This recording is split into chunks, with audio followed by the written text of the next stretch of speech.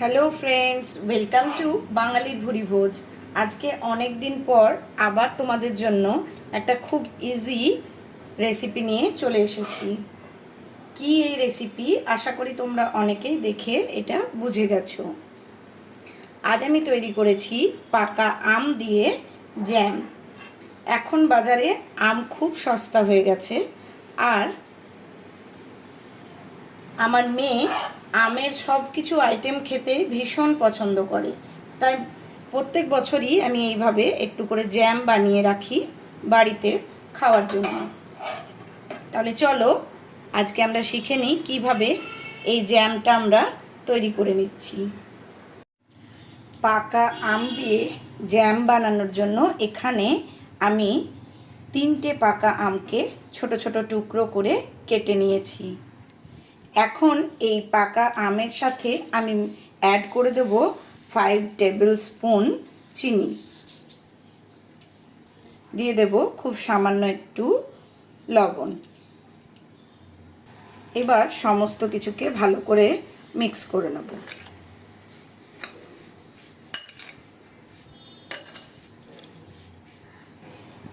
এইভাবে জ্যাম তৈরি করলে জ্যামটা খুব তাড়াতাড়ি হয়েও যায়, আর খেতেও হয় খুব সুন্দর। এর মধ্যে কোনো রকমের কোনো কালার বা কোনো এসেন্স মিক্স করব না, কারণ কি এটা আমি বাড়িতে তৈরি করছি। একদম পুরো পিওর যেভাবে তৈরি হয় সেভাবেই তৈরি করব। জ্যামের মধ্যে হালকা টক টক ভাব আনবার জন্য দিয়ে দেব অর্ধেকটা পাতিলেবুর রস।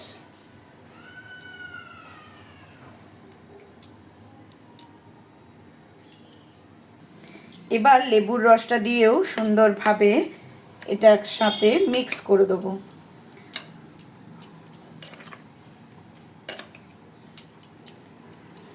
আর এটাকে এখন 15 মিনিটের জন্য এইভাবেই ছেড়ে দেবো। 15 মিনিট এটাকে এইভাবে ছেড়ে দেওয়ার পর চিনিটা মেল্ট হয়ে গেছে সুন্দর। এবার এটা তৈরি করে নেব।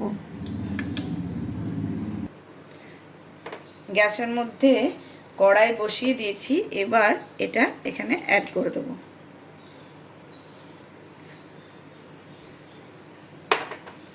গ্যাসের ফ্লেমটাকে একদম এখন মিডিয়ামে রাখবো, আর এটাকে ভালো করে ফুটতে দেবো। এখন এটা ফুটে উঠেছে, এবার এটাকে আমি কাভার করে দেবো। এটাকে কাভার করে দিলাম, আর গ্যাসের ফ্লেমটাকে এখন একদম লোতে করে 15 মিনিট এইভাবেই এটাকে রান্না হতে দেবো। তাহলে ফিরে আসছি 15 মিনিট পর। 15 মিনিট হয়ে গেছে, ঢাকাটা খুলে নেব। আমগুলো সুন্দরভাবে কিন্তু গলে মিক্স হয়ে গেছে, আর এটাকে আমি এখন ফোটাবো না। ঠান্ডা হলে এটা নিজে নিজেই ঘন হয়ে যাবে। তোমরা দেখতে পাচ্ছ কি সুন্দর পাকা আমের জ্যাম এত তাড়াতাড়ি কিন্তু তৈরি হয়ে গেল। গ্যাসের ফ্লেমটাকে আমি এবার অফ করে দিলাম, আর ঠান্ডা হওয়ার জন্য ওয়েট করব।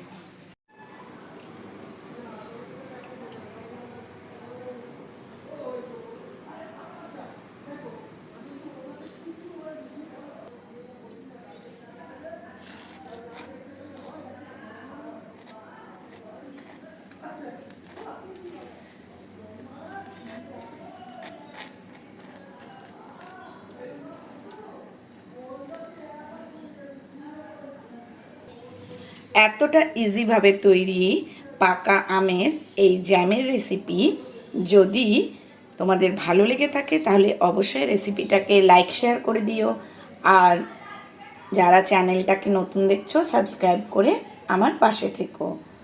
আজকের মতন টাটা, দেখা হবে আবারও এই রকম সুন্দর আর সহজ একটা রেসিপি নিয়ে।